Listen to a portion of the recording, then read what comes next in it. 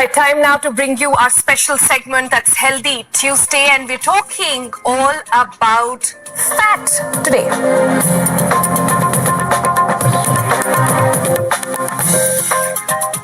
For this is my special guest for the day. Thank you so much for joining us, Manjari. And this week we're talking about the cooking and the oil that you use for cooking. I have especially been one of those. I go to the grocery store every month and I don't know which oil to pick. Because are you looking at ghee? Because there is some research that comes to know ghee is good for you, and then there is coconut oil, there is compressed oil, there is a different kind of olive oils that have come up. So could you break down for us on what exactly to use if you're looking at other things? Can we start with, say, breakfast, since we're all talking at that point? So if you're maybe making some pancakes for breakfast, at that point, what oil should one be using? Yeah. So to start with, let me just say one thing.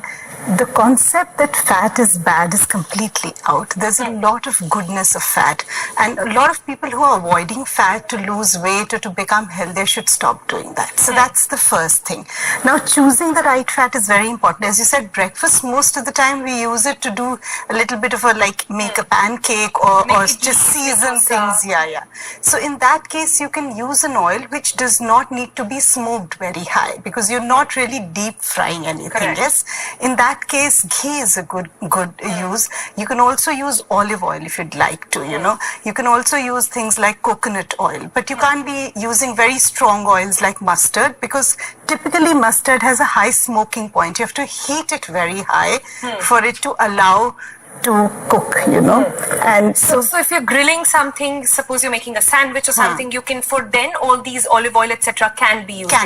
Correct. But when you're cooking something at a very high temperature, never use a refined oil, because refined oils have polyunsaturated fats, and these become transient, they become denatured, and these are the ones that become mutagenic, carcinogenic, arthrogenic. They start plaguing the arteries, basically. So when you have to deep fry or really heat oil to a very high temperature, don't use a refined oil. Use a saturated fat. So ghee is very good. Coconut oil is very good. Olive oil is also good, but it has limited use because you can again not heat it to a very high temperature.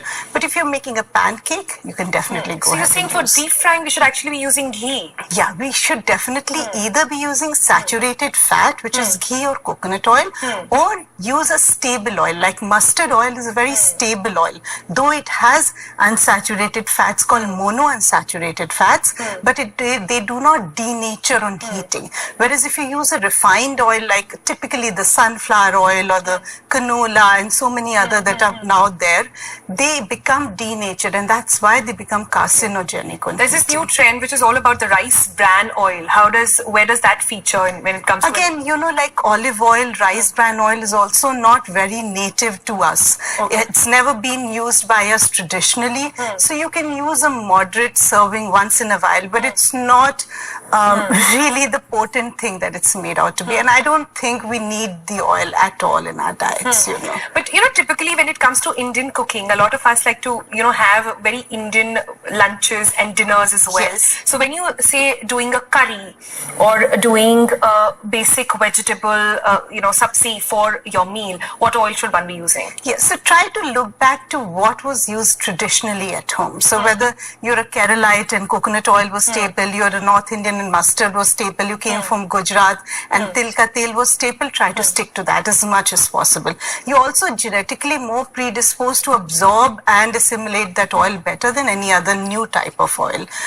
And of course, these are the good choices. And if you are exercising enough and you don't have other issues, you can also go ahead and use ghee and coconut oil. But how much of ghee? Isn't that the question? The moderation is definitely important, So at a time, Indians would eat like a bowl of ghee, but we were farming that, It was okay. When you're sitting on chairs and being extremely sedentary, you require some ghee for lubrication, for your digestive health, and for many other benefits, but in very, very small amounts. Moderation is important. So that entire concept that came in, that have 2 spoons of ghee every day, is that good for all of us, or it has to be more specific? No, so a lot of people who are actually taking 2 teaspoons teaspoons of virgin coconut oil and having it first thing in the morning, Yeah. you know, all that is a little more, you know, gimmicky, and no, just use oil the way it was supposed to be used. Use it in moderation. Try to find the good alternatives. Use traditional cooking oils that we use. Correct. Cold pressing is how oil should be made. If you heating